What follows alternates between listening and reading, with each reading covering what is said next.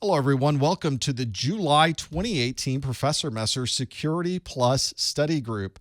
Our study group of July is one that we do, once a month. So we're at the end of July. It's July 25th of 2018. I'm going to take you through an hour of Security Plus Q&A. And the hour that we have available, most of it will apply to both the SY0 401 exam and the SY0 501 exam. So we've got a lot of content to go through in this first hour. I've already written all of these questions and gotten them ready to go for you. And I'll explain in a moment how you can participate if you're watching this live and answer the questions right there on your own screen. In the second hour, I'll open up the phone lines, and you're welcome to call in and do whatever you would ask, whatever you'd like. You can ask questions in the chat room. I'll take phone calls, and I'll explain after this first hour how you can participate with that as well. We've got so much going on with the Security Plus course. Obviously, we're in a bit of a transition here at the end of July. I'll talk about that in a moment. But of course, all of the latest Security Plus videos are available for you to watch on my website every minute of every video. There's no registration required. There's no paywall.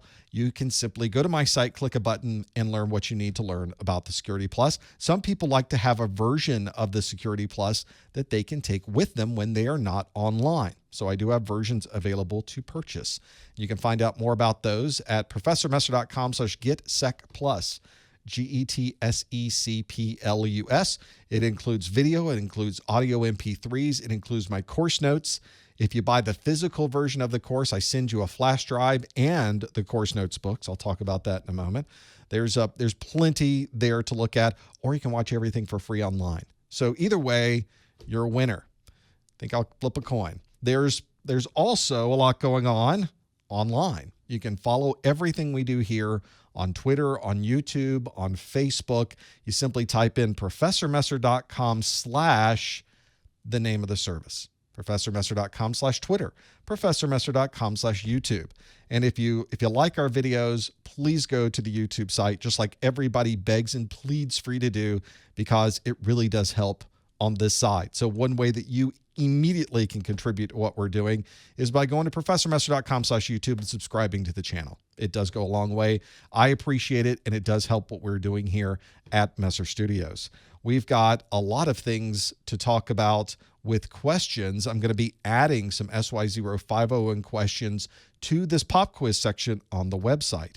So at professormesser.com/pop quiz, you'll find questions for A+, for Network Plus, Security Plus, and we will be transitioning over to the SY0 501 questions, hopefully in the next week or so. Don't hold me to that, but that's my plan. There's a lot of work we have to do to create the new set of questions that are archived here from my study groups. And I think we've got a pretty good set of study groups now that we can pull questions from. So hopefully that will be something that you will be able to use on professormesser.com/popquiz. Well, we've got also, I'm looking at my screen, which is not updating in front of me. So we've already run into all kinds of weirdness on my screen. There it is, the podcast. You can find the Security Plus podcast at professormesser.com/podcast. This will also provide you with information on how to subscribe to my A+ and Network Plus study groups. But if you like this study group, you would prefer an audio version of this. You can listen in your car.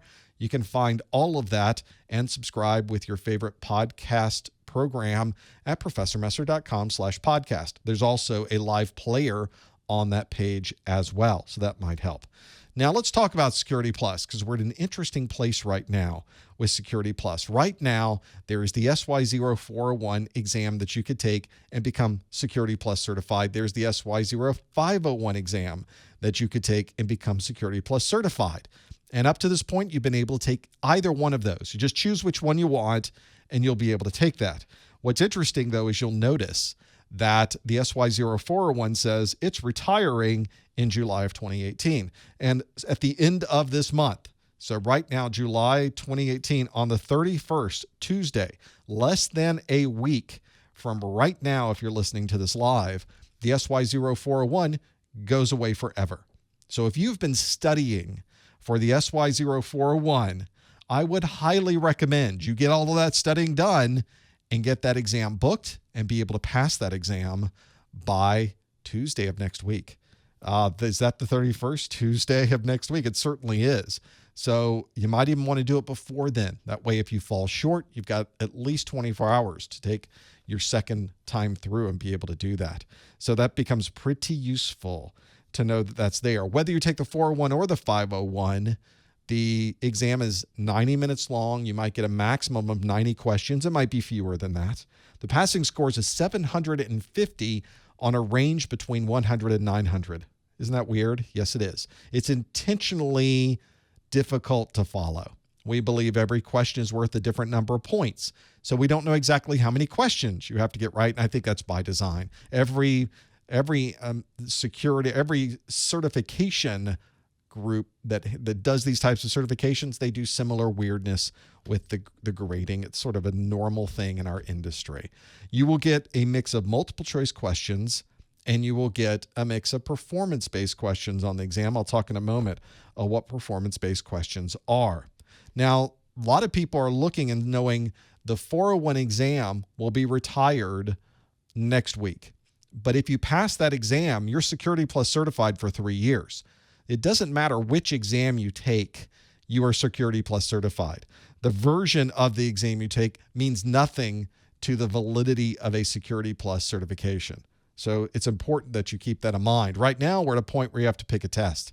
So if you've been studying for the 401, keep studying and get that done. The reason I say that is that you could take the 501. The problem is that the 501 is a very different exam than the 401. And by very different, the types of objectives on the 501 are very different and varied than the 401. And I put the statistics on here. There are 758 topics on the SY0501 exam objectives. Yes, I counted them. I count them by each individual bullet. I count them as if I'm going to create that objective and explain it to you in a video. I counted 758 or so. The SY0501, 466 of those topics are brand new to the SY0501. So over 60%, 60% of the SY0501 exam is brand new over the 401, which brings up a good point. And the reason I say take your 401 now, because if you have to shift gears over to the 501, in many ways, you're almost starting over because there's so much new content. But another point here is that if you are studying for the SY0401 exam, make sure you are only studying from materials that are labeled SY0401. Likewise, if you're studying for the 501 exam, make sure that you're studying from materials that specify 501. Do not mix and match these. The exams are so different. This is not even going to be an issue a week from today. Because, and I'm saying this now, this has a very short-term reason for me saying this. In 6 days, none of this matters because everybody goes to a SY0501. The 401 will no longer be available. So, yes, people in the chat room are saying, did you say 60%? 60? More than 59 and less than 61? Yes, I did. 60% of the topics are brand new. So that's remarkable, by the way. So that's why I mention it. It is not a minor update. Some people say, oh, I got the upgrade. No, it's not an upgrade. It's a new exam. It's completely different. Not a completely. 40% is the same. There's some overlap, but so much is different that you can't mix and match. Just keep that in mind. Obviously, if you're watching this after July 31st of 2018, none of this matters to you. Maybe that will be good. We're going to ask your questions today, and you're going to answer them because I said so. You're going to go online. You're going to answer these questions. The way you do that, you pop open a new browser window. Go to ProfessorMesser.com/QA. The Q and the A. QA will take you to a third-party service I use called Socrative. Great service. We're going to do this all online. It's real time. It's pretty nifty. There's an app you can get also for Socrative. Make sure you download the Socrative Student app. The Student app. Don't get the Teacher app. I'm the teacher. You're the student in this case. Although sometimes I think I learn as much as you do. The Student app is the one you want. It will ask you for a room name. And if it does, the room name is Professor Messer. ProfessorMesser. Make sure you type those in, and there's a question already waiting for you. So let's get the question. I'm going to answer a few questions that have popped up in the chat room since we've been talking about this. This is a question from last month. So a number of you might remember this by now. The question is that Sam needs to create a symmetric key to encrypt data that will be sent to Jack. What additional information will Sam need to complete a Diffie-Hellman key exchange? Well, let's find out the possible answers. Could it be A, Jack's public key? Could it be B, a symmetric key sent from Jack that's encrypted with Sam's public key? Would it be a new public-private key pair that's shared for the duration of the transaction? Would it be D, Jack's private key?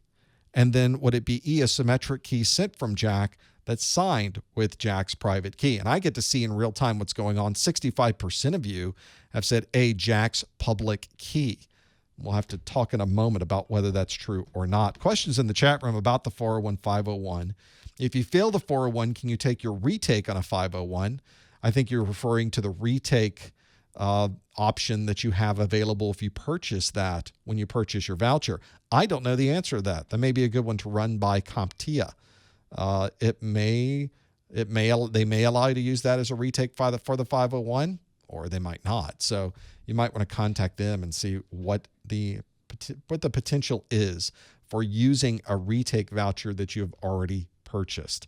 And they'll be able to tell you that. That may help you decide when you're going to schedule your exam, because you don't want to take the exam on the last day, not pass it, and then not have an opportunity to use the retake. That would be a shame. So that's the important part to keep in mind. So for those of you that answered A, Jack's public key, so you might want to have a look at how Diffie-Hellman key exchange works. This is a way that two devices on a network can come up with a single symmetric key that they can use to be able to transfer information without actually sending that symmetric key across the network. The way this works is both of these devices would take their private key, they would combine it with the public key of who they're sending data to. So in Bob, for instance, needs his private key and Alice's public key. Alice needs Alice's private key, obviously, and Bob's public key. You combine those together, you get exactly the same symmetric key. That is called Diffie-Hellman key exchange. It's almost weird, the name. We call it Diffie-Hellman key exchange. We're not really exchanging a symmetric key. It's almost like a Diffie-Hellman key, figure it out, a key cipher, a key determination. We're not really exchanging anything other than public keys, which are not the keys we're using and creating as a symmetric key. So somebody in the chat room does say they bought the bundle. It specifically says you cannot use it for another version. So that may be something to look at on your voucher. Wouldn't that be something? You got this and you wouldn't be able to use your retake. So time your exam taking appropriately for this. If you're somebody who did it, answer A, Jack's public key. Some of you remembered that from last time. 68% of them got it absolutely right. So well done with that. Now, one of the things you'll find on the exam, and this is the same for the 401 exam and the 501 exam, is the first set of questions you get at the beginning of the exam are not multiple choice. They are anything but multiple choice. That's a real challenge. So if you're someone who is trying to, you get in the exam room, you're trying to jump into the questions right away, one of the things you'll be faced with are what CompTIA calls performance-based questions. These are questions that are fill in the blank. They might be matching. They might be putting things in a particular order. They might be putting you into a command prompt and asking you to perform a particular function. You never know what you're going to get. Some people call these simulation questions. Not all of them have anything to do with a simulation. Performance-based question is really a good description of it. And what I like to do on my study groups, and you can go back a year and a half with my study groups, the first question that I always ask is a performance-based question. So let's see what our performance-based question of the day is. I have a set of security technologies, and I would like you to match those security technologies with the description. So I will, for those of you listening on the podcast, I'll give you a list of the security technologies, and then I'll give you a list of the descriptions, and maybe you can put them together. The first security technology is symmetric encryption. The second one is hashing. The third one is steganography. The fourth one is PFS. And the fifth one is digital signature. Those are numbered 1 through 5. Now I have another list of descriptions which are labeled A through E. So if you think they're already in the right order, you could say 1A, 2B, 3C, 4D, 5E, and you can submit that answer because it's a fill in the blank online. Let's go through the descriptions. The first description is A, protect a password using a one-way cipher. The second description is B, encrypt and decrypt with the same key. C is verify the person who sent a document. D is covertly encapsulate data inside of a different, I think it should say media at the end of that. I missed a word there. There's a word that dropped off. It's there. It's just you can't see it. It's over on the side. And then E is use a different encryption key for every session. So that is where you want to go to be able to see all of these. Make sure that you match these up online. I'm going to look at the different options coming through. Some of you are putting them in. None of you have said 1A, 2B, 3C, 4D, 5E, so good for you. I'm looking at the answers coming through. A number of you have gotten these absolutely right so far. So make sure you match these up. This is a pretty good example of a performance-based question, by the way. On your exam, it may be drag and drop. You may be dragging them and putting them in a particular order. You may be drawing lines between them. It depends on the method, but it's not multiple choice. That's the important thing. If you think you know the answer, don't answer in the chat room. You want to go to professormesser.com/QA to be able to do that. Pretty important to have those things there. I'm going to have a look at a number of things that were mentioned on this view. So that's one wherever I start looking at all of the different options. You want to really go through and figure out what these might be. On this question, you might be able to figure out 2 or 3 of them, and then even if you don't know 2 or 3 of them, you might be able to guess. And you should always do that on the exam. You should always guess whenever you see one of those things coming through. So let's see what these answers are that I have listed. So let's see how we did. We'll start with the first one, which is symmetric encryption. Symmetric encryption matches with B, encrypt and decrypt with the same key. That's why that symmetric is there. The symmetric piece of this means we're using exactly the same key as compared to asymmetric encryption, where the encryption is done with one key and the decryption is done with a completely different key. So that's a good one to know. Hashing is the next security technology, and hashing is A, protect a password using a one-way cipher. That's hashing. Hashing is exactly a one-way trip. You can hash information, but there's no way to unhash it. There's no way to reverse out once you've hashed that information, which makes it perfect for studying or for storing things like passwords. Even if somebody gained access to all of your hashes, they couldn't undo it. You'd have to brute force to be able to figure that out. Number 3 was steganography. The steganography, that was the one we missed a word there. Covertly encapsulate data inside of a different media is D. So we have 3 that matches to D. 4 is PFS. Perfect forward secrecy is what that stands for, and it's a way to use a different encryption key for every session. Very common to use on things like web servers, so that you're not using the same private key for every single session that's connecting. Instead, every single session gets their own set of keys, which makes it much more difficult if somebody wanted to decrypt that data after the fact. And the last one was digital signature. And then the only thing we have left is C, verify the person who sent a document. That's a very common use of a digital signature. It's not the only use of a digital signature, but it's the only one in this list that applies.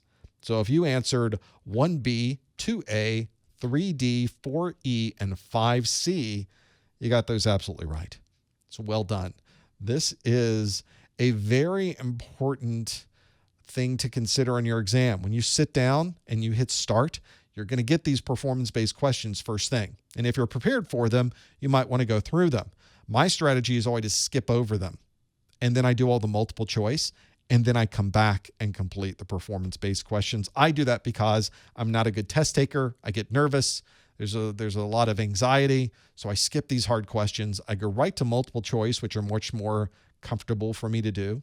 And I go through them. And in fact, when I come back to the performance-based questions, then some of the multiple choice questions helped me jog my memory for things I need to know about how to complete those. So that might help you as well.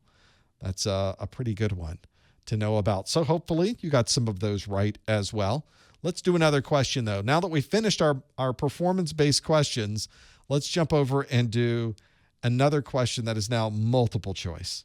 Let's do a multiple choice question. The multiple choice question next deals with an email broadcast. The question is, a company has sent an email broadcast to customers with a spreadsheet attached.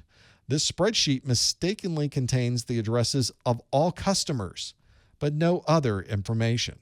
Which of these best describes this data? Is it A, PHI? Is it B, proprietary? Is it C, HIPAA? Is it D, SOX? Or is it E, PII? One of those is going to be the right answer. So unfortunately, this happens all too often where a company has sent an email broadcast to customers and it's got a spreadsheet attached to it. For some reason, it slipped in there, or somebody they weren't aware of what they were sending to everybody. The spreadsheet contains the addresses of all customers, but nothing else in there. So which of these best describes this data? If you think you know the answer, go to professormesser.com/QA and you can answer the questions right there. So that might be a good way to do that, to go through all of these and figure out what is the right answer. No Googling. Don't Google around. You want to take this and see if you can answer the question without any type of prompting and see if you happen to know what this particular one happens to be. And if you take a guess and get it right, then you've taken a guess like you were on an actual exam. Go to professormesser.com/QA and you can answer this one. This is one also, no hints, no guessing in the chat room. You want to pretend that we're sitting here and taking the exam with no other input whatsoever. It's one of those that does come useful. Yeah, I mentioned earlier on the exam, since people are asking, on the CompTIA exams, you can skip to any question at any time. You can go forward, you can go backward, you can go to any specific question. Not all certification exams are like this, but the CompTIA ones are, which is why I say you can skip performance-based, go all the way to the end, then come back, or skip ahead, or skip back. It's up to you. You can move back and forth through the exam as much as you want, anytime you would like. Makes it easy. We've had a number of people answer this question. Let's reveal what the possible answers happen to be on this one. Let's see, how do we do? Well, we can see 72% of you said E, PII, but 17% of you said B, proprietary. And then we've got single digits for the others. 5% said A, PHI, 4% said C, HIPAA, and 1% said D, SOX. Only 1%. So this is a situation where somebody has sent some type of sensitive data. I don't want other people getting my address. I don't want them knowing anything about me unless I decide I want them to know this about me. A proprietary type, 19% of you said proprietary. Proprietary type of data is data that is really unique to the organization. It's something that nobody else has. Obviously, address information is something that is sensitive data, but it's not proprietary. There's a lot of other people that have my address, I promise you. But it's one where I still would like them to keep that data private. That's sensitive data, and I don't want them handing that data out to anyone else. We've also got PII, personally identifiable information. As you can see, there were 71% of you that said PII.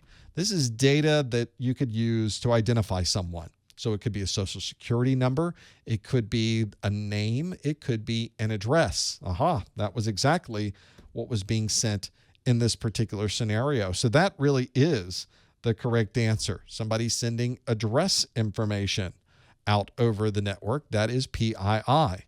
The other one that we had here, that abbreviation you may see here, is the PHI. That's protected health information. And that is one where you see a lot in healthcare, where somebody is sending health info that is going through. So if you run into that, that's more of a healthcare problem. HIPAA is the type of laws and regulations dealing with how that data is handled. And SOX information primarily deals with financial details, which means that everything here, as 71% of you already realized, point towards E, the personally identifiable information. That would be the correct answer for this one as well. Well done. I've got more questions. This one is about digital signatures. Hopefully you know all about your digital signatures. The question, relatively straightforward, and it asks, what aspect of a digital signature provides non-repudiation? What aspect of a digital signature provides non-repudiation? Would it be A, hash encrypted with a private key? Would it be B, symmetric key information encrypted with an asymmetric key? Would it be B, plain text encrypted with a public key? Would it be D, private key encrypts in multiple passes? Or would it be E, a hash of the plain text? One of those is the aspect of a digital signature that provides non-repudiation. And maybe you know what that provides if you're someone who's been trying to figure out the non-repudiation side of things. Hopefully this is where you have an issue with these questions, is they're really asking you multiple types of technologies sort of combined in a single question and asking you how they apply. So that becomes a little bit more of a challenge. Now we have to understand digital signatures, we have to understand what non-repudiation is, and then we have to understand how that works exactly. And that is the real question, is how do I figure out how all of that works together? Maybe you know the answer to this, and if you do, go to professormesser.com/QA, and you'll be able to answer that question. And that is one where it does become a little more of a challenge to know these. I'm going to take a sneak peek and see how we're doing with this one. Hopefully some of you have dealt with digital signatures before. It is an important part of both the 401 and the 501 exam, if you happen to know what those happen to be. We've got a number of answers that have come through. A number of you are Googling. You're doing a fine job of Googling the digital signature and non-repudiation, and apparently not giving you an answer. I know this because I can see how fast the answers come in. I watch the number that is counting up, and it goes very, very slowly, and then suddenly it starts going a little faster. And that's why I know people are working on that. So stop Googling. Don't do that. Let's see how we did. Well, we can see that 61% of us said A, hash encrypted with a private key. 16% of us said B, symmetric key information encrypted with an asymmetric key. 11% said C, plain text encrypted with a public key. 9% said E, hash of the plain text. And 3% said D, private key encrypts in multiple passes. Well, let's take a step back and talk about digital signatures, because that's really going to be the thing that we want to figure out, is the digital signature. We have different aspects of what the digital signature is going to provide to us. One thing that becomes pretty important on the digital signature side is you want to be sure that the message that you are receiving has not been changed somewhere along the way. That's called integrity. And we want to be able to ensure that nothing in that message has changed. Later on in the study group, for example, I'm going to tell you how you can earn a CEU just by watching this. And part of that is I send you back a message, and that message I digitally sign. And I say that this is good for 1 hour of a CEU. Well, you can't go in and change that 1 hour to 10 hours because the digital signature wouldn't work anymore. It would fail. The integrity of the message would have changed.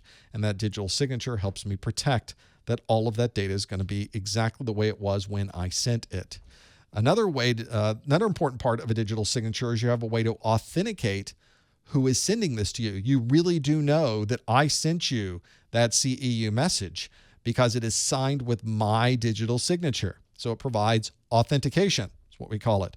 But it also provides non-repudiation, which means we know that that signature really came from me. It could not have come from anyone else. Nobody else could have erased the signature, created a new digital signature and signed it and said it was me. But you can't do that because the digital signature does not allow you to do that. And that's the important part of non-repudiation. And that's why those of you that answered A, that the hash encrypted with the private key does become the part where the non-repudiation applies. That's because when we're signing a document, I sign this document that I'm sending to you, I'm signing it with my private key. I'm the only one who has my private key. Nobody else has my private key. That's why we call it a private key. And because I'm the one signing it with my private key, nobody else can create that signature. It's almost like a real signature. If I'm signing it, nobody else can really write that signature like I can. Same thing with cryptography. My digital signature uses my private key, and nobody else can do that, which means that that signature can't be faked, which means that provides the non-repudiation. The way this is verified, of course, is you use the public key to verify it.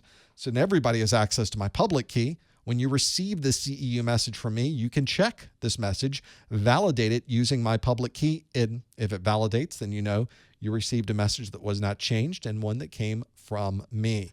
And that's why a hash encrypted with the private key is the right answer for this one. If you're someone who is trying to figure out the details of digital signatures and how these things work, I have a breakdown in my digital signature video. This is the video SY0501 6.1 hashing and digital signatures, where I take you through the process step by step. And I show you exactly how the hashing works and how the digital signatures work and why they work the way they work. So that might be something to look at. Those of you that answered A, hash encrypted with a private key, that's exactly how we get non-repudiation. 62% of you got that one absolutely right. Well done with that question. Well, as you can see, this exam has an enormous amount of information on it. We were talking in the study group earlier that the SY0501 exam, over 60% of that content is new from the 401.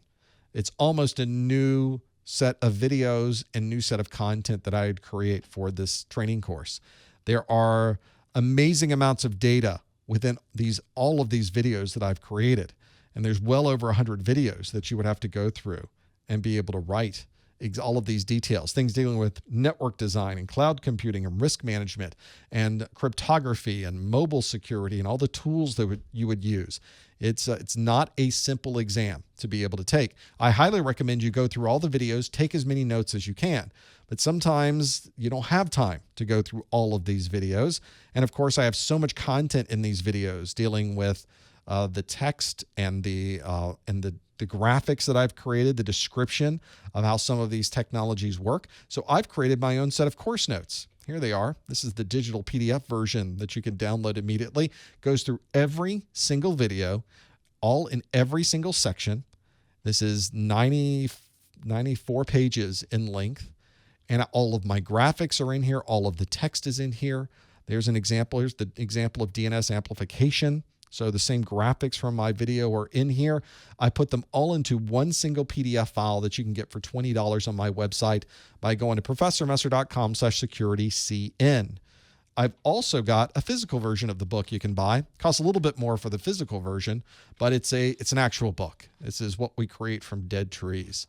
This is one where it's the same content. There's nothing different in the book, but it does provide you with a way to take it offline.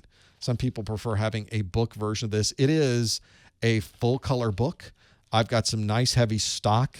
This is a nice high quality book. I would not do this any other way. And if you buy the physical version, I include the digital version for free. So you immediately when you buy either one of these, you can download that digital PDF version immediately. So you've got some options there to be able to get this content in your hands. There's both 401 course notes and 501 course notes available. Make sure you get the ones that match for the exam that you're planning to take, just like we talked about that earlier. And of course, thank you for your support. Your purchase of these course notes goes a long way to keeping this whole thing going and allowing me to do these live streams and create the content to begin with. And for that, I am very grateful. Thank you so much for that support. Find out more about this at professormesser.com/securitycn. Now let's do another question. I've got another multiple choice available for you. Here it is. The question is dealing with a security team issue. The security team has exploited a known vulnerability on a server and has gained administrator access to the system. Which of the following here best describes this event? A security team has exploited a known vulnerability in a server and has gained administrative access to the system. Which best describe this event? Would it be A, a vulnerability scan? Would it be B, a 0-day? Would it be C, a port scan? Would it be D, a penetration test? Which of those best describe that particular event? If you think you know the answer, do not answer in the chat room. Do not give any hints in the chat room. You want to go to ProfessorMesser.com/QA and see if you can answer this one. Having this through here. Yes, people are talking about their testing experience while we're going through and having people answer this one. And in fact, you should get a piece of paper, or usually it's an erasable paper with some type of erasable marker they will give you. That is something that they will do. You will want to, they usually have some type of locker so you can put your phone, your keys, your purse, anything you brought with you. They will lock it up. They don't allow you to take that into the testing room. So that will be somewhere different. And some places do provide earplugs, which I think is nice. Although that may be a bit of a warning.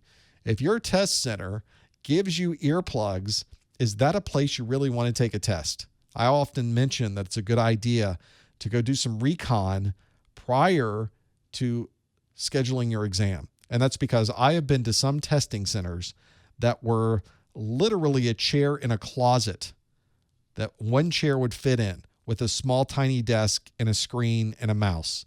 Not really conducive to taking an exam. I did pass that exam, but it was not really fun. So you may want to check, stop by, ask if you can see the testing center. Look in the door, look in the window. That's something that helps you so that you know first where the testing center is and is this a place I really want to do some testing? That does become useful to be able to do that. So maybe that's something you should think about too. Well, let's go back to this question though, where we have a security team that has exploited a known vulnerability on a server. So what is this particular event that has occurred? Was it A, B, C, or D? 83% of you feel that it's a penetration test. You answered D, penetration test. Only 8% of you said A, a vulnerability scan. Only 8% of you said a B, a 0-day. And only 2% said C, a port scan. So what would this be? If a security team exploits a known vulnerability, is it really D, penetration test? Yeah, it's really D, penetration test. In this case, 83% of you were spot on. This is when you're able to simulate an attack on a machine, see if you can gain access to the device itself. That's really what differentiates this from a vulnerability scan.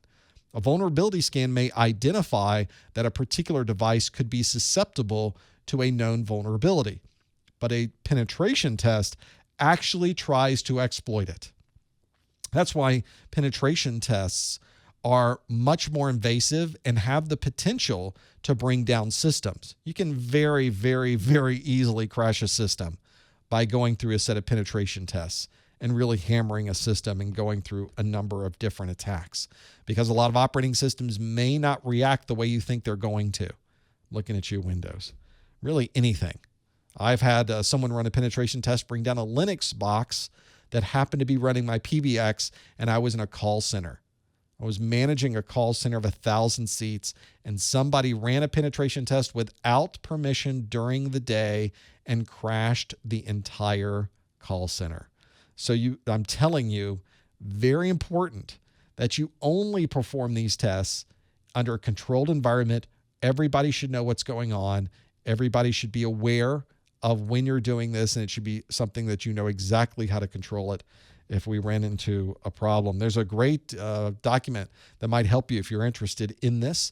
NIST makes this available. That's in the U.S. It's the National Institute of Standards and Technology. This is their technical guide to information security testing and assessment. And you can find this guide. A direct link is at professormesser.link/800-115. That's the number of that particular document, 800-115 for those. So that may be one you do run into. This is a pretty good question, whether you're studying for your 401 or your 501. And this comes directly from my SY0501, section 1.4, the video named Penetration Testing. Pen testing, as we say in the industry, and having this there. Yes, even worse, that story of someone who brought down the call center was not even an employee. They were a consultant that was brought in on a project that had nothing to do with security, nothing to do with pen testing. They were just running it. They tried to delete everything when they were done because they realized something bad happened. They deleted all the files, but they didn't clean it out of the registry. So we went into the registry on the machine they were using and saw the program they were using, and brought them in a room, put a light over their head, and said, tell us everything. And yeah, he did not work there as a consultant ever again. I don't know what happened to him. If he's watching this, he'll know we're talking about him, I guess. Maybe I bet he didn't do it again, though. That's one of those tough, everybody goes through one of those tough situations where it's a learning experience. We've all had them. His was probably a little worse than mine, I think, based on that. So if you did answer D, penetration test, the 84% of you got that one absolutely right. Let's do another question. Well, we're going through these pretty well, aren't we? This is a question that's more 501 question. So this is one that you will see on your exam. This one's a little more involved. So I'm going to leave this one on the screen for a little more time. And there is a graphic that you could bring up on your screen to determine the answer for this one as well. Part of the 501 exam it expects you to be able to read through log files. So the question for this one is, based on this firewall log, which of the following is true? And you can see this is a single log entry from a firewall. So already, if you've never touched firewall logs before, you're seeing that there's a lot here on these, figuring out the details. You can see I can't list out or mention everything that's in this log. It's so big. So those of you that are listening on the podcast, you might even just want to skip ahead just a little bit till we get to the next question. So that's one that does become a bit of a challenge. There's a lot of details here dealing with date, time, ID sequence, ITIME, EUID, EPID, a type, a level, direction, a source port, et cetera, et cetera. So the question is, based on the firewall log, which of the following is true? Is A true, that this traffic was blocked? Is B true, that the traffic was sent over port 443? Is C true, that this was incoming traffic to an internal web server? Is D true, that the traffic flow originated from 52.114.158.52? Or was E true, that the traffic was received over port 18259? So you're going to have to be able to look through the log and make that determination on which of these things is true. For those of you that haven't seen it on my 500 series video, this is one where you really do need to be able to know log files. I have an entire video about reading log files and having those things there. Some of you are saying, why not have it in a tabular format with tab keys? Some firewalls show it to you in a spreadsheet kind of view. Some firewalls show it to you in an XML view. Some firewalls show it to you in a format like this.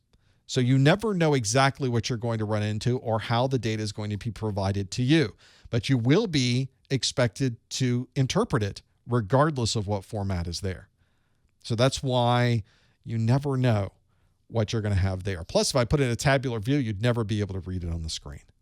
This is not atypical of log information. So you should be able to look through all of these and parse it out. This one did not come from a Cisco device. This is a third-party device that I grabbed this from. In fact, I don't even remember exactly what third-party device this is, but this is from a real firewall. This is a real firewall log. It's a real thing that I pulled this from. So that's the even scarier part, is that that's something modern that this came from. Why do they do that? I don't know why they did that. So the question was, after looking at this, which of the following is true? Is it A, the traffic was blocked? Was it B, the traffic was sent over port 443? Was it C, this was incoming traffic to an internal web server? Was it D, the traffic flow originated from 52.114.158.52? Or was it E, the traffic was received over port 18259?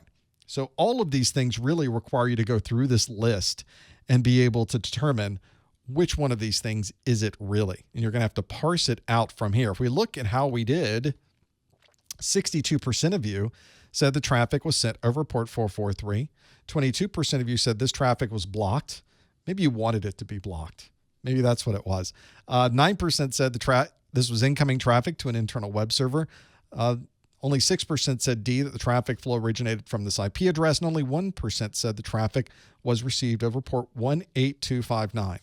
So we know the traffic was not blocked, and we know that because if you parse through this entire thing, in here somewhere is going to be a disposition. A firewall log is going to tell you, what did we do with this traffic? And a firewall either allows the traffic or it does not allow the traffic. So that's where you really get into what's happening here. And indeed, it does say action is this data was passed. Some firewalls say that it was allowed. Some firewalls say that it matched a rule. So those types of things you have to look for to figure out the nomenclature used on this particular firewall. So we know that it wasn't A, the traffic was blocked. Let's do traffic was sent over port 443. Well, we have, in fact, on here, source port, destination port, source IP, destination IP. There is effectively the sockets. A socket is an IP address and a port number that are matched together.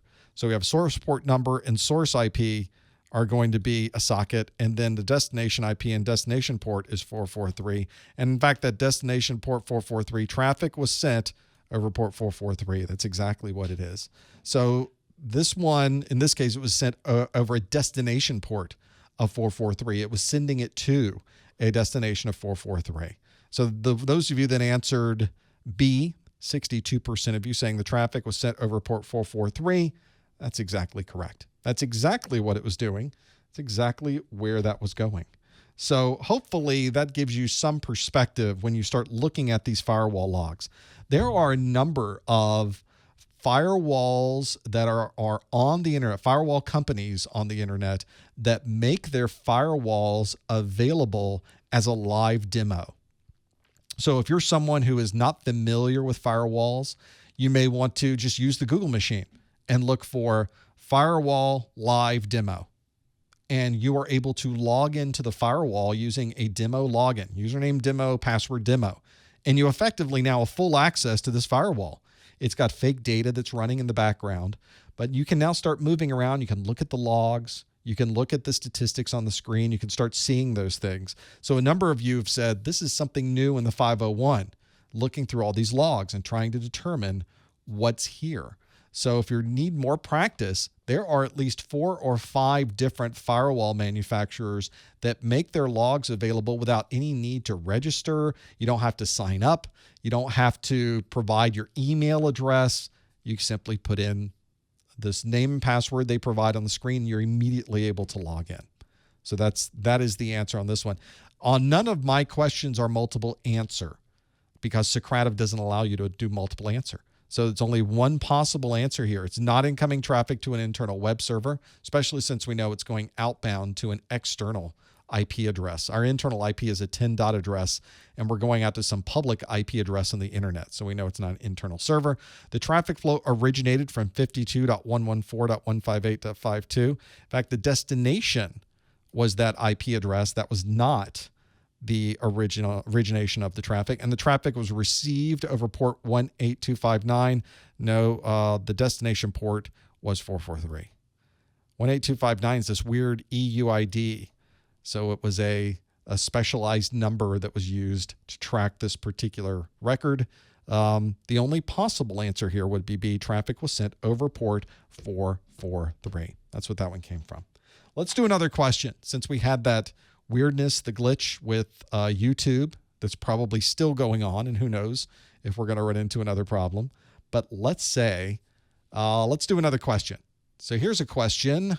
Again, this one applies to both the security 401 or 501. So depending on which one you are studying for, this will apply to you. The question is that a security administrator has configured a firewall to block unwanted traffic. This is a security administrator has installed a network-based malware scanner and has configured antivirus and anti-malware clients on each desktop. Which of the following would describe this security strategy? Would it be A, asymmetric security? Would it be B, server hardening? Would it be C, idle compliance? Would it be D, honeynet? Or would it be E, defense in depth? So one of these best describes the security strategy. A security administrator has configured a firewall to block unwanted traffic, installed a network-based malware scanner, and has configured antivirus and anti-malware clients on each desktop.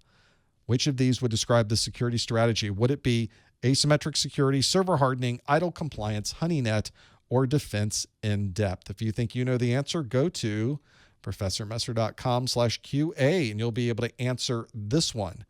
This one may be a little bit too in your face, but it is an important part of the exam objectives for both the 401 or the 501.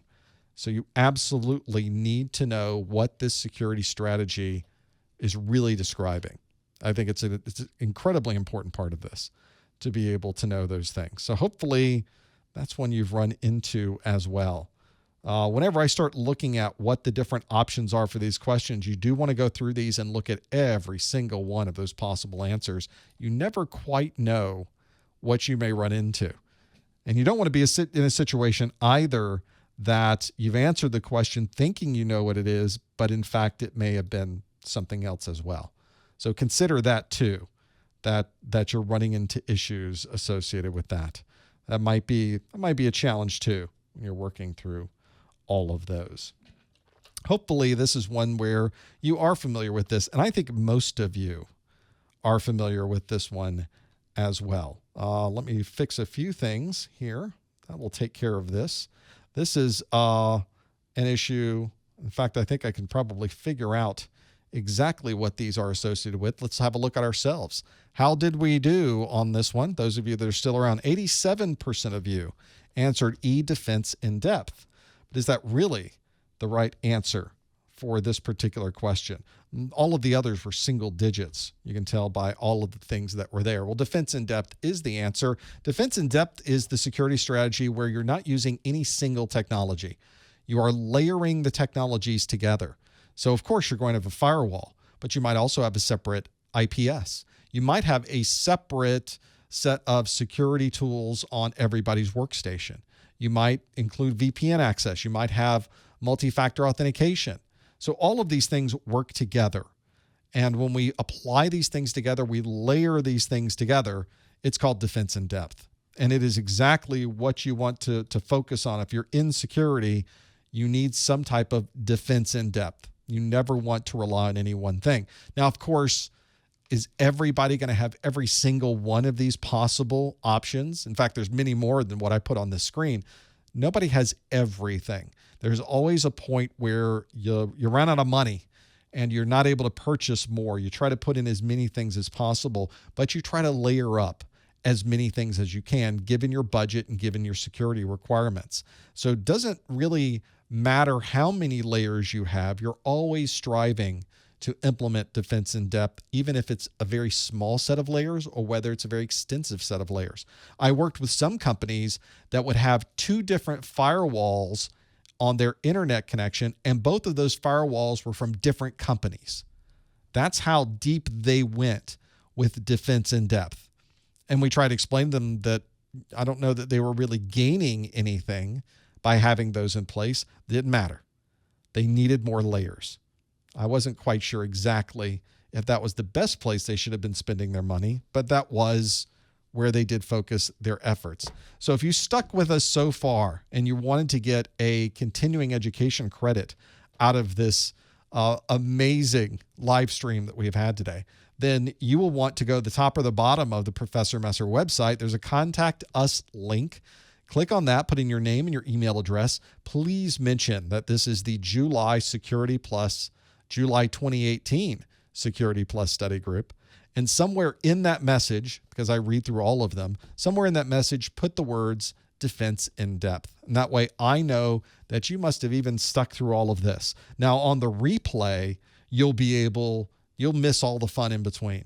We're just going to skip over all of that and you'll end up like nothing ever happened. So if you're watching this in the replay, you can also earn that CEU by doing exactly that process. Doing that process is also part of the CEU. If you don't follow that process, then you don't earn the CEU. That's why I give you very specific instructions on what to do, what to put in the message, And then I know I'll be able to email this back to you. I'll send you back a digitally signed email that says you must have stuck in here and watched this whole thing because you happen to know what that name is still there. So that's pretty good to have those pieces, all of those things there, and be able to work through all of those. And in our example, we went through number E, defense in depth. 88% of you got that one absolutely correct. Well done with that. Well, I think we'll finish things up on the formal study group right there. We're going to still do a call-in for whoever might still be around for that. So stick around for the next segment. We'll see how many people hang out. Well, the next study group, though, for Security Plus is going to be next month, August the 15th. Notice that we're 3 weeks from now. So we're moving things back up to the beginning of the month. So next week is A+, the week after that is Network Plus, and then on August 15th, it's all SY0501 all day, every day, because that's the only thing that will be available. If you're watching this well after August the 15th and you're wondering, when is the next event? You can always go to my calendar, which is listed at the top of the page on ProfessorMesser.com, or simply go to ProfessorMesser.com/calendar. That'll get you there. That's an easy one. Well, thanks for hanging out and handling through all of the different weirdness dealing with YouTube today. We've also got, of course, the course notes that you're able to have a look at. If you're interested in those, go to ProfessorMesser.com/securitycn. Don't forget, you can subscribe, follow, click, do all those things that are necessary to get all of that great social media goodness. Go to ProfessorMesser.com/YouTube, /Twitter, /Facebook, /Instagram, /whatever it is you want to find me on. And if I'm there, it will take you to that place. See how easy that is? Thanks for sticking around, and stick around for the next segment. We'll open up the phone lines, and it's open phone lines. You can ask any question you'd like. Otherwise, we will see you next time on the Professor Messer Security Plus Study Group. I do indeed have an Instagram, just like I said. It's not a very popular. I don't take pictures of food, but I throw a thing in there every once in a while. I find something interesting going on that has piqued my interest. Let me get the phone lines up and running. I'm not sure how many of you are still going to be there, but we're going to get the phone lines up and running nonetheless, and see what kind of nonsense works out here. You can never plan these things out. You never know what's going to happen with these. You just know that when it happens, it'll be there. I do have a MySpace. I bet it's still there. But you can't link to it from ProfessorMesser.com. I think there's probably no point in doing that, right? All right, let me get logged in on my side. Let me bring up my piece. I got to call into it first, and then you can call into it. It's going to make some beeping noises here. Hopefully. And then is it? Host. Oh, there we go. And then I put, that was loud, wasn't it? And I type a thing here, and then type another thing, and then I type this. Enter your 6-digit PIN number. All right. And then I need to put in this thing. And then we'll see if she says, welcome. See, no, you welcome. Let's see if I can now bring up the piece. Let's see what's there. It is working. So that means I can add the phone number here if you would like to call in. I am watching things in the chat room, and although the live stream is not on the page, you can still go to ProfessorMesser.com/live, or anywhere on ProfessorMesser.com. You can open up the live event chat, and I'm looking through those things there. You can also need to change a few things here. One thing that's important is if you've taken your exam, you have signed a non-disclosure agreement. You're not able to talk about your exam for those. So please don't talk about the exams in the chat room either. If you'd like to call in, you're more than welcome to. You can call in at 855-785-7545. If you'd also like to call in anywhere else, that's the continental U.S., but you'd like to call in elsewhere in the world, you can put a +1 at the beginning of this on Skype, and it's absolutely free. No Skype minutes required at +1 855-785-RJ45. So hopefully that will help you there as well as you get into those things. So let's quickly, we'll first go to the phone lines. I see some questions are also popping up in chat. We'll talk about that in a moment as well. But first, let's go to the 575 area code. Hello, caller. What's your name? Where are you calling from? My name is Chris. I'm calling from New Mexico. Well, Chris, at least the phone lines are working today. What can we do for you? I'm taking the 501 test middle of August. I was actually wondering if you had any additional resources for cryptology and hashing. That's my weakest topic. It's one that many people struggle with because it's kind of a weird mix with Security Plus. You have all of these very specific policy procedure type chapters, and then you get to this last chapter, which is just detailed cryptography, down to understanding details of the hashes, hashing ciphers, encryption ciphers, streaming ciphers. And on the 501, you're also dealing with block ciphers. There's all these different ciphers they throw at you. And it's a departure from the rest of the exam. What I tried to do in my 501 videos is break them out a little more. So there's more detail with digital signature. How does that work?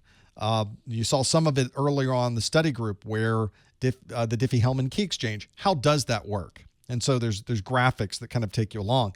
I don't specifically know about others other than to point you to the books that are out there. I don't have any specific one I can recommend, but the books that are out there tend to go through much more detail. A video can give you more of a visual overview of these technologies.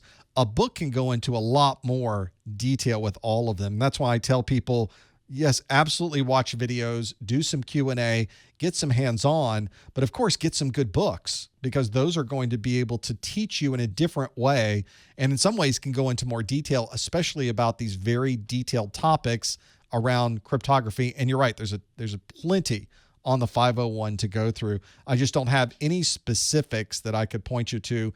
And quite honestly, when you're talking about getting a good book, different books are better for different people. So one thing I recommend that people do is go to Amazon. You can read through the first chapter or so of every book. So open up a book, read through it, see if it's one that suits you. See if the voice of the author is one that makes sense. That may be the best way to get through all the other cryptography stuff, Chris. Yeah. Well, I use the U Certified program. I use your videos. I use another gentleman's videos that I can't remember off the top of my head. But I have a whole bunch of resources that I'm using, and all of it's theoretical topic. Like I have no hands-on with cryptography, and I think that's why it's so much of an issue for me.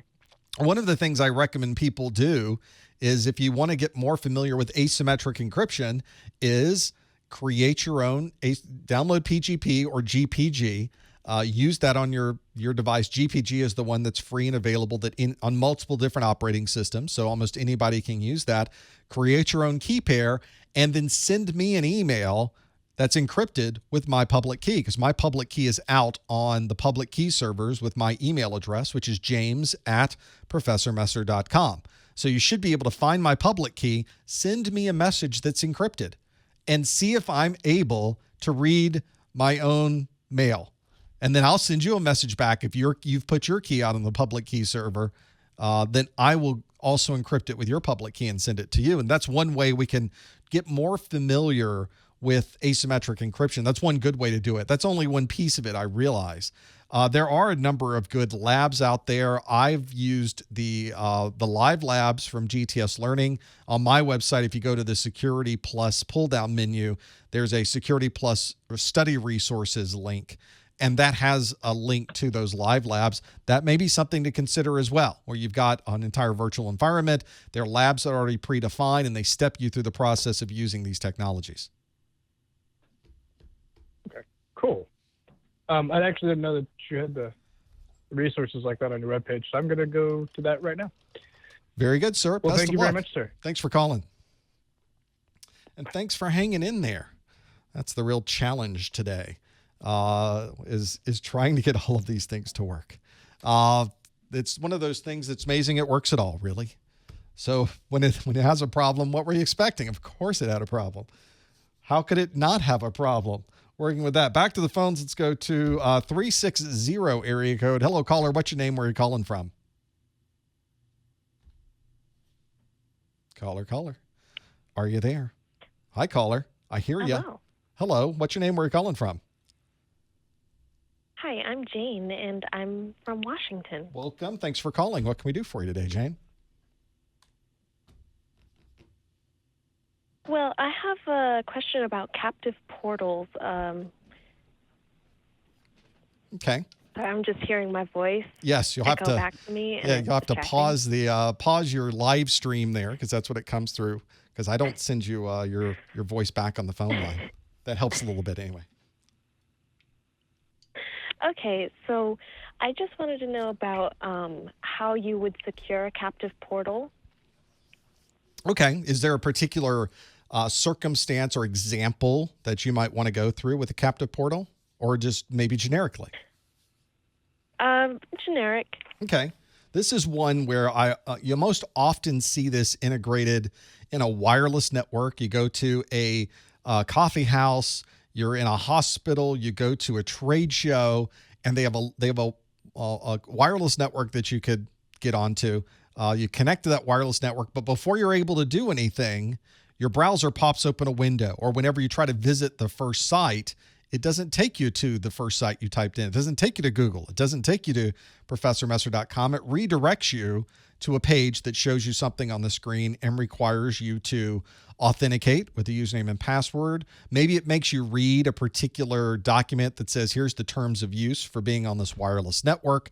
It could be a number of different things, and somewhere you have to click I agree or okay, and then it allows you access to that particular network. This is also a type of technology used with VPN technology. It's not just for wireless. Captive Portal can be used for anything where you want to restrict access, but you want to present this web-based front end for someone to be able to authenticate or access further to be able to get onto the network. This is one that is very commonly integrated into firewall technology or into an access point that is providing that wireless access. And it's usually a separate option that's selected by the firewall administrator saying, if anybody's trying to connect in to this VPN, the first thing they have to do is go through my captive portal, where I'm going to require them to put in their username and their password, and I'm going to make them agree to the terms of use. They have to click the check mark, and then they can click OK. That device has been configured to only allow people in who have been properly authenticated. So once you authenticate yourself properly into that captive portal, that device now remembers you. Sometimes it does that by putting a cookie on your machine. Sometimes it keeps track of your specific IP address and the sessions that you're using, and then you have to manually log out of the captive portal, or it waits a certain amount of time until it no longer sees any network access from you, and it times you out and you have to go through the process again. Usually if there's authentication where you have to put in a username and password to go through, it's usually using LDAP or Radius or TACAX Plus in the back end to authenticate you against some type of third-party database. So if this is a corporate network and you're connecting to the VPN, it pops open a captive portal and says, put in your credentials, and you put in your normal Windows domain credentials because most people are using Active Directory. You would put in your Active Directory username and password. It sends behind the scenes a request to the Active Directory server saying, hey, this is Jane. She's logging in. Did she use the right password? And the Active Directory says, yep, she's good. And the captive portal says, great, you're allowed access. And then it remembers you and allows you access into the rest of the network. It's a very common technology, especially on VPNs and especially on wireless. It can be implemented in a number of different ways, but the basic function and how it's presented to the end user is almost always the same using that browser-based front end. Does that make sense? Yeah, it was really very clear. I just wanted to, one more thing. So you said that it uses LDAP's Radius. Is it also using WPA2-CCMP? Is that what it's also using?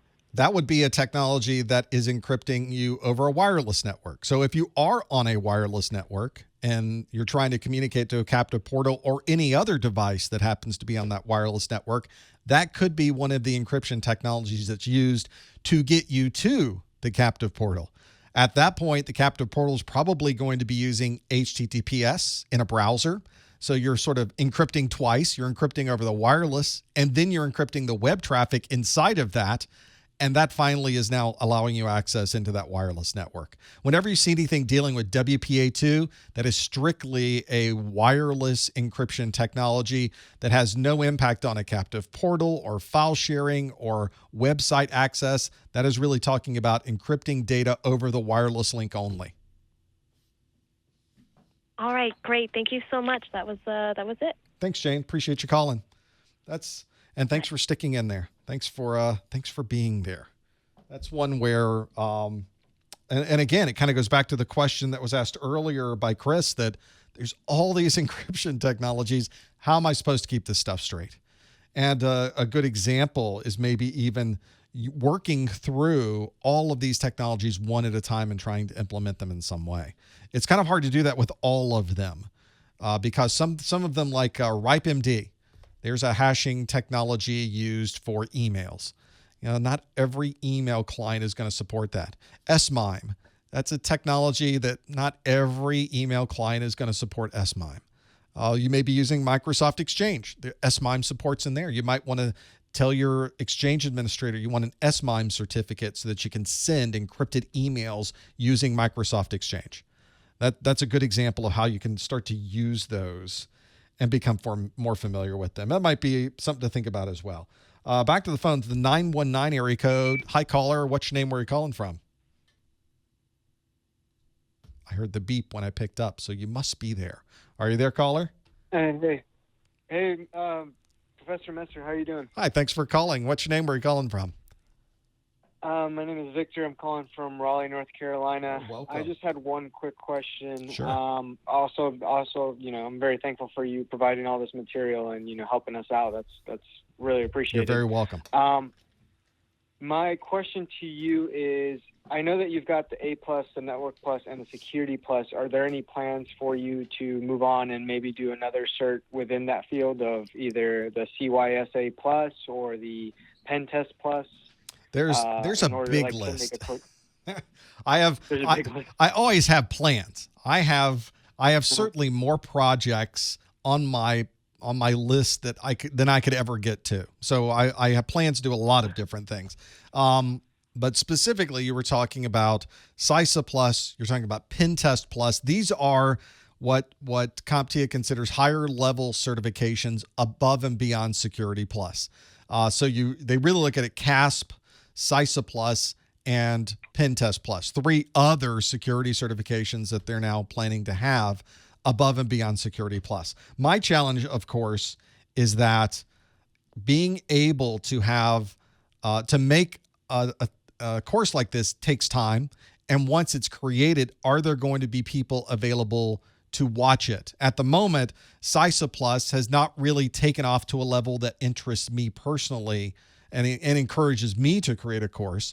And PentTest Plus is probably well outside the scope of what would ever be popular enough, because PentTest people who need penetration testing certifications are a very, very small percentage of the jobs in security today. It's one that everybody thinks about because it's sexy, and there's movies with people hacking in, and they did it in the Matrix, and that was pretty cool, and it is pretty cool, and it's impressive, and it's sort of a fun activity.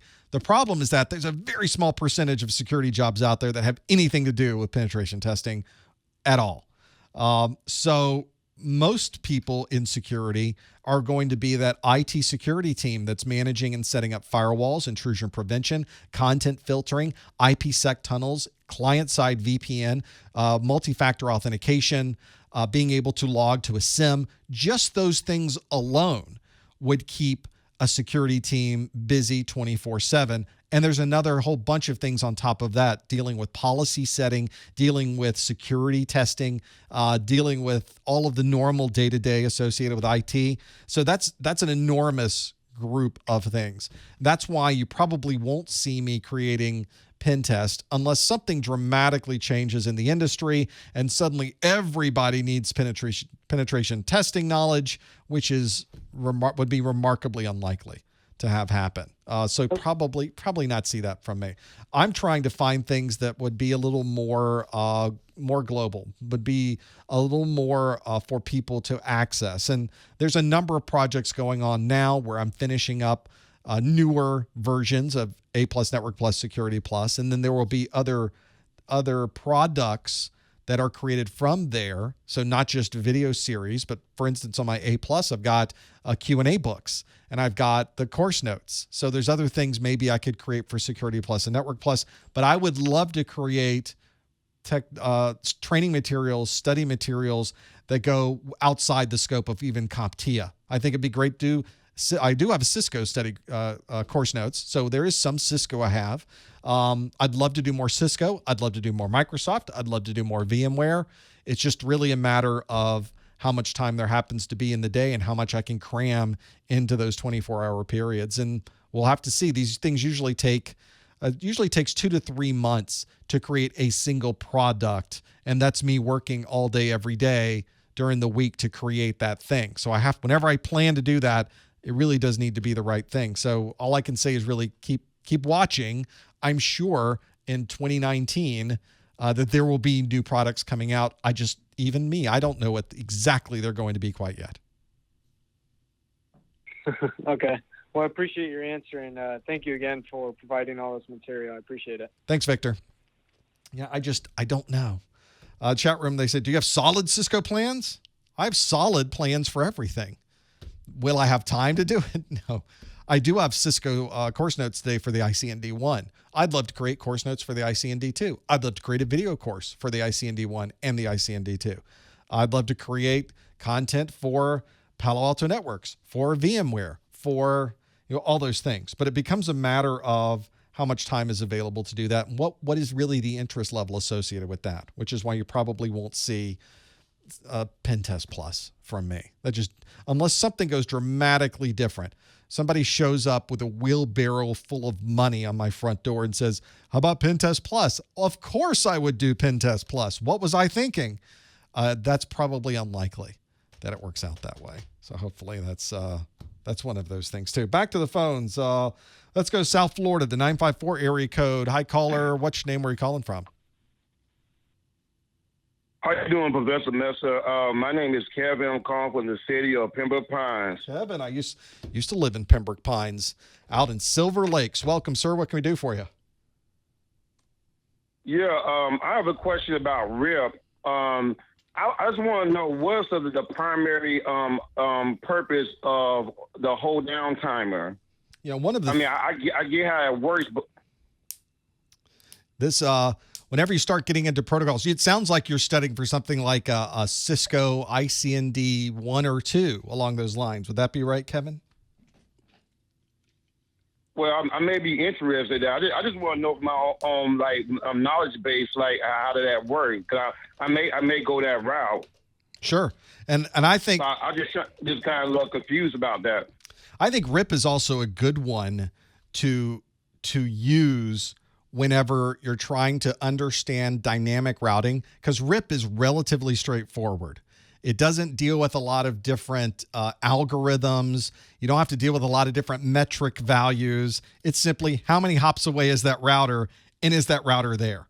One of the things that RIP does, and this is kind of common, not just for RIP, but you will see hold down timers used for many different routing protocols, is that during the normal communication back and forth, these routers are all sending updates to each other. We don't see it because we're not in that communication, but all the routers are communicating between one router and the other. So most of the time, the routers are going, hi, just want to let you know, every 60 seconds, I'm going to send you an update of everything going on, just so you know what's going on. And every router is now compiling this list, grabbing all the lists from everywhere else and keeping a list of what's there. Now, what if on the next update from a router, suddenly a route was missing? Suddenly a route wasn't there anymore. And that's very common on large networks. Maybe there was a power outage in Walla Walla, Washington, and now the link to the router that's in Walla Walla, Washington went down completely. And well up the way, many hops away, the router that's closest to Walla Walla, Washington went, well, it's gone. I guess we're going to need to tell people this isn't here anymore. But it doesn't just remove it from the list. It doesn't just suddenly not send an update. It would be weird if suddenly the update just went away completely. So what they do is a more gradual fade out. They will send an update, but instead of saying that it's not here anymore, they say this particular link is not reachable anymore. In RIP, it sets the number of hops. I think the number of hops is 16 in RIP. That designates this link is now so far away, it's not even responding. We don't think it's here anymore. But before we get rid of it completely, we're going to start a timer. And anytime you receive anything that's set to a 16, don't really remove it from the routing table until finally the hold down timer reaches the predefined number. Maybe your hold down timer is a minute. Maybe it's 2 minutes. Maybe it's 5 minutes. It depends on how you've configured your dynamic routing protocol. What this does, it gives a chance for the power to come back on in Walla Walla, Washington. And if that happens, it can now send an update saying, oh, that link is now only 5 hops away. It didn't disappear forever. So all of the other devices that are waiting and trying to access that particular link can now see that, oh, it finally came back and I can send traffic there. Otherwise, once that hold down timer finally hits the limit, it drops that particular route from the routing table, and anyone who ever tries to send anything to Walla Walla, Washington immediately gets a response back saying there's no path to get to that particular route.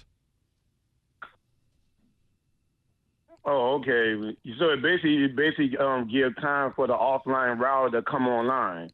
Yep, because anytime you go through a convergence process with any routing protocol, now things have to change. And you may want that hold down timer to be very short. You may want to say that if Walla Walla, Washington goes away, get rid of it in a minute because I've built in a redundant route. And that redundant route will never pick up unless I first can get rid of the original route. Or this may be a situation where the power goes out in Walla Walla, Washington all the time, and using that backup route costs us money.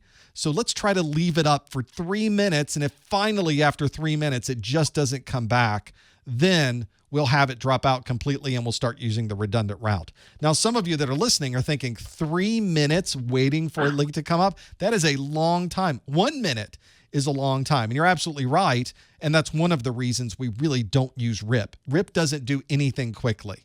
Other protocols like OSPF, like EIGRP, can effectively turn on a dime.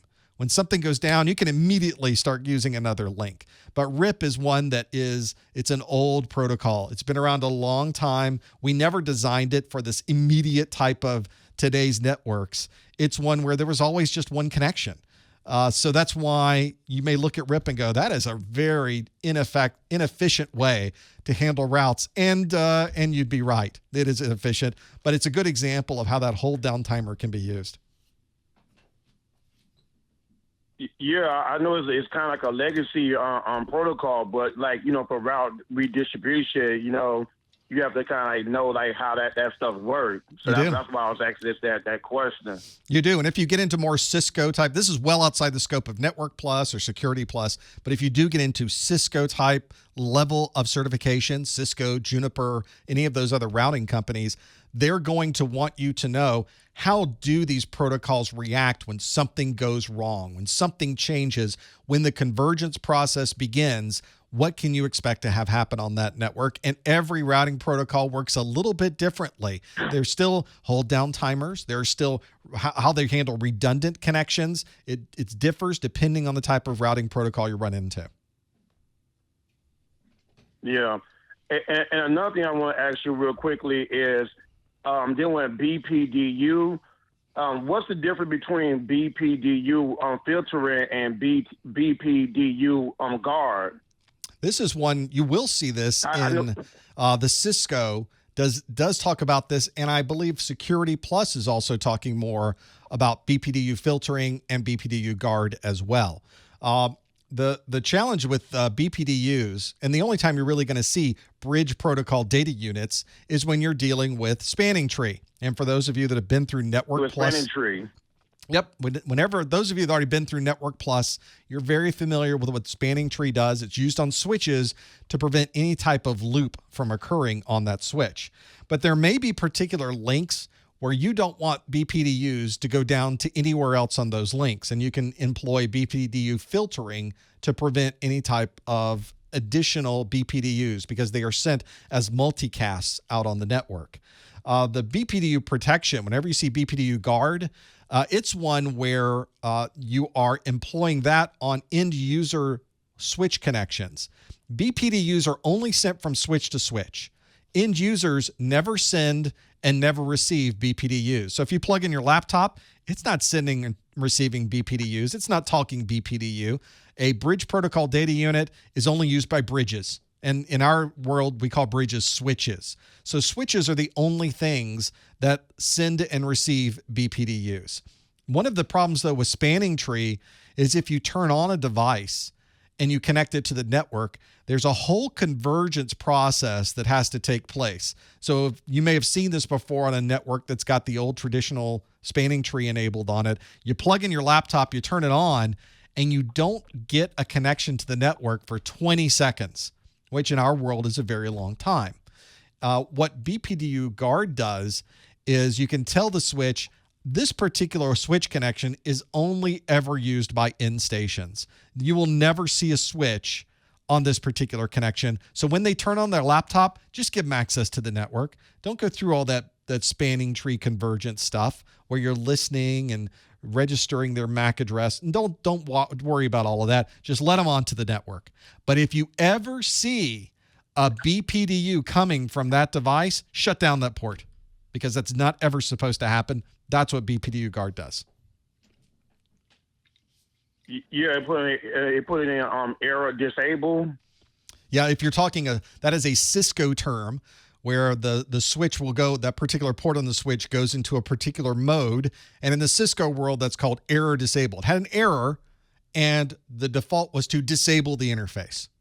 So that's now you're getting into more of the Cisco world when you're describing how that particular switch port is identified once the BPDU guard goes into effect. Oh, okay.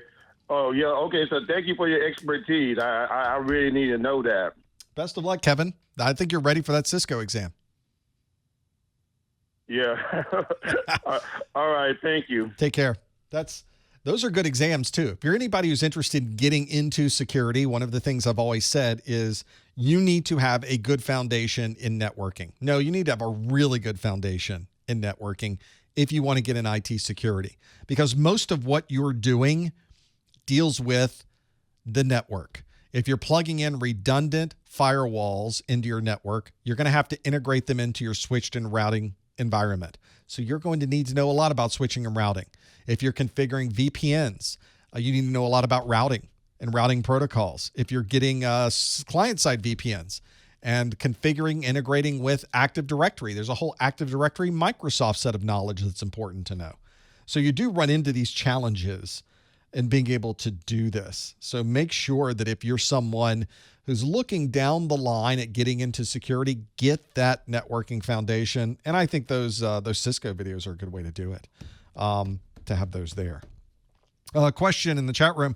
Do I have any resources for identifying different malicious scripts? I don't know why you'd need to. That's not part of the CompTIA Security Plus exam objectives. I wouldn't, and quite honestly, that's all computer science stuff. That is not IT in any way, shape, or form. Don't worry about anyone who says you need to know how malicious scripts work for Security Plus. I've seen people mention that. Don't waste your time. That is a enormous hole. That is an enormous time sink for you to be able to get into that has almost no representation on the Security Plus exam. Don't get trapped with that. And I see this come up from time to time. You need to know how to program and understand malicious programming and scripts. No, you don't. It's nowhere in the exam objectives. Nowhere. Don't waste you could spend days, you could spend weeks doing that. Don't do it. What script are you going to use? Are you going to use Python? Are you going to use Perl? Is it going to be a programming language? Do you need to know C++? Do you need to know, go down the list, on and on and on and on. So don't get into that trap of you need to know how to program and understand looking at a script and what part of it's malicious. You don't. It's not listed anywhere in any way, shape, or form in the Security Plus exam objectives. That is an enormous red herring. Don't do that to yourself. That would just be a bad idea to have those there. So hopefully that can give you some perspective on what to do with those pieces. It's one where if I was going to deal with any of those challenges or concerns on the exam, I always say go to the exam objectives. I did not say that at the end of this study group this time, just because we had run out of time. We had this issue with the disconnection. But if you're starting studies for your 501, make sure you download the 501 exam objectives. If you are starting or you're ending your studies on the 401 or 501, you're trying to determine, do I know everything I need to know before walking into the exam? Download the exam objectives. They should be your checklist from the very beginning that you should be using to determine if you've covered every single topic expected of you. And completely missing on the SY0401 and completely missing on the SY0501 is any mention of understanding a script and what might be malicious inside of it. It's just not there. Don't waste your time. There's plenty of other things in that set of exam objectives that you should be spending your time on. That's what you should do. So that I think is probably the best way to think about what you should be doing with all of those things. I think one of those is probably just keeping track of and either online or printing out in as a physical form, being able to keep track of those exam objectives. It becomes so incredibly important. I cannot stress that enough. Well, we finished up this second hour. This has sort of been a mishmash with the challenges that we've had keeping the stream up and running today. Thank you for hanging in there, though. Thank you for being on the stream. Thank you for going over to the YouTube side. Who knows what went on with this today? I don't know that we'll ever be able to figure it out. But next week, we have an A+ study group. So you can come back for that one and see if the chaos continues. Hopefully, we will have evened things out. I have plenty of testing to do before then to make sure that I've got some secondaries up and running to make this as easy as possible for all of us. But thank you for being here on this one.